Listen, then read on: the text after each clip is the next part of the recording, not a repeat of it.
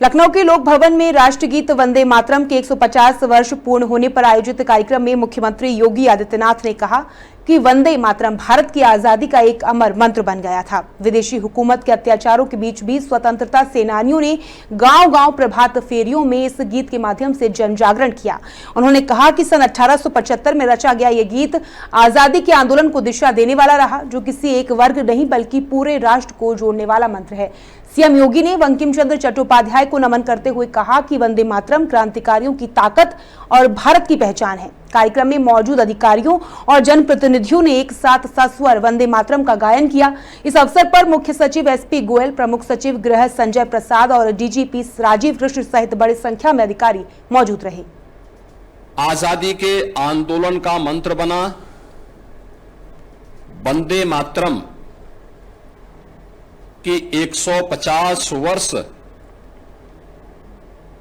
पूरे होने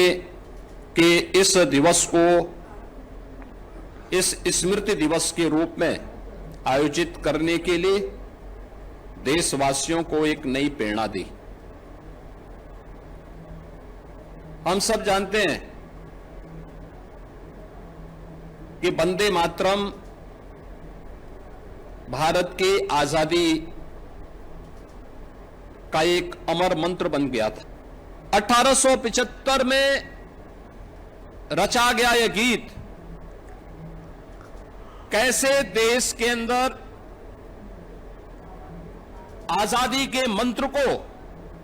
आगे बढ़ाने में सफल हुआ, यह किसी से छुपा हुआ नहीं। यह केवल एक आजादी का गीत नहीं रहा, इसमें किसी एक व्यक्ति, किसी जाति, किसी मत, किसी मजहब, किसी क्षेत्र या किसी भाषा को लेकर के अक्सर आप देखते होंगे कि इस प्रकार की रचनाओं में, इस प्रकार की कृति में किसी एक वर्ग विशेष को महिमामंडन करने का प्रयास रहता है। 100 वर्ष पूर्व जब देश के अंदर आई महामारी के दौरान उस समय की बातों को और उस समय के पन्नों को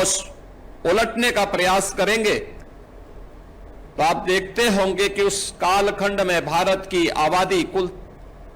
30 करोड़ थी, लेकिन मरने वालों की, इस महामारी से मरने वालों की संख्या करोड़ों में थी। गांव के गांव साफ हो गए थे। स्वतंत्र भारत है,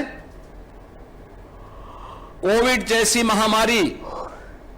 जो दुनिया की अब तक की सबसे बड़ी महामारी के रूप में जिसका संक्रमण